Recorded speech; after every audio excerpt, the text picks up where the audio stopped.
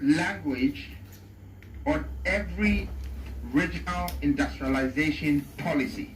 I mean, maybe I should play some for you to see. From Volta to Ashanti to you name it, to Upper West, Upper East, we thought of everyone. Policy is not for me or us. It's for Ghana. It's for the people of this country. And that's why we've had them in thought. And it's theirs. We want them to know the cost, the value, the jobs, everything. That's that land. They're part of it. It's part of the equity. So please, maybe we should play it for you to get familiar with it.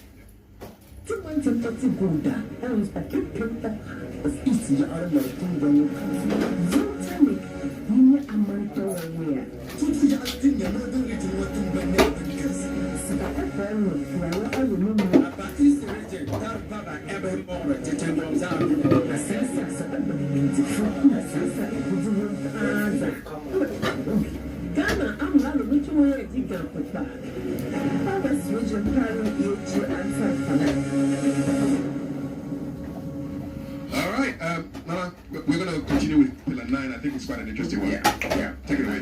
Thank you very much, Kaplan. It's almost been an hour and some change into the evening since we started this presentation of our developmental agenda and the policy. But now I'm about to get you into Pillar 9, the apostolic governance, the 12 ministries. I mean, apostolic governance, it's a title, some title right here, but it's the 12 ministries. They say less is more.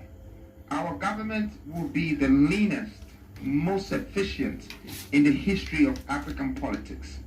We present to you the apostolic governance, 1 president, 12 ministers.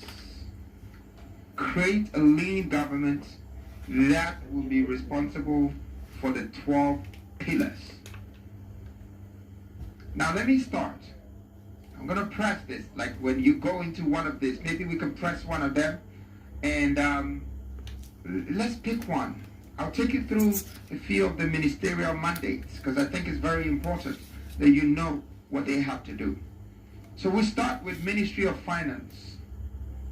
Over the years, there has been a lot of judgment debts, a lot of salary shortage, a lot of paying and paying and paying without returns.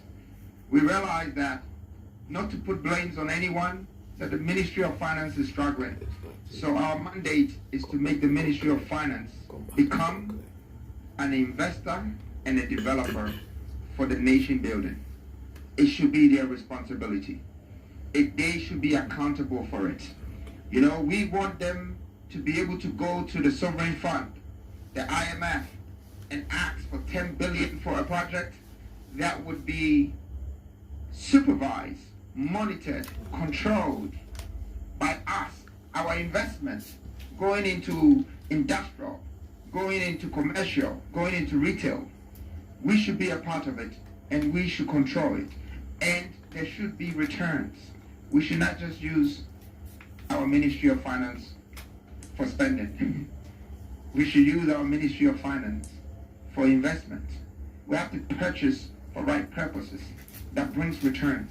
The returns that will pay the salary of the workers of this country. And that's how it should circulate, just to stabilize our economy. I can pick maybe trade as well. Well, trade, it's been like a dormant ministry for me over the past decade.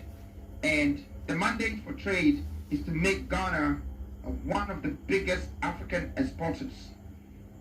The aim of having all of these 16 industrial, regional industrial revolution, and having a development in minerals and agro processing and packaging and food and this and that, is to be able to trade.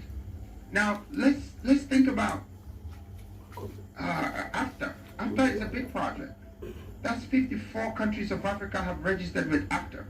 What were they thinking? They don't have the resources. They don't have the product to distribute among these 54 countries. Where was the product going to come from? Were we going to import it? or somebody else was going to come and put his plants in this country and trade in Africa, Ghana stands to be the flagship, the star, the black star of Africa that will have the power of distribution. They have the waters connected to the coast that can just distribute regionally and continentally. And we feed in that gap for Africa. It's a great opportunity for us. We should look at Ministry of Agriculture. The mandate for Ministry of Agriculture is to establish the National Seedling Bank. And an industrial irrigation systems to support it. But we have the National Seedling Bank. Like we already said in the reserves, we will have a century of food guaranteed for us. And it would be the mandate of Ministry of Agriculture to see to it that it's being monitored, supervised, managed, controlled, and for the public and the citizens of Ghana to get jobs out of this mandate. For the citizens of Ghana to create wealth out of this mandate. That's what I believe the ministries should be doing. For these 12 apostles should make sure the pillars don't break. Because this pillars is going to hold this nation for the next 500 years until greater minds will come together and enhance it again. I mean, we can go through some of the ministries, more of it, and just share the mandate of our policies. But of course, we're going to make sure that there would be the digital copies, that it would go to millions of people as well. But the mandate of maybe a Ministry of Interior to secure the right salary and structures and benefits for security service, like police, fire service, prisoners, or prison officers, immigration officers. I mean, if we want to minimize corruption, the first thing we need to think about is to give value back to our people. Once they have value, the right salary, there is no way they would like to take pure water for bribe.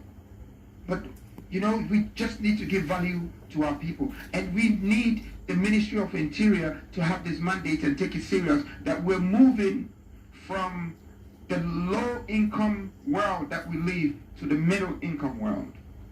Creating and putting the right structures in place for everybody to get the fair share of salary and build the economy right.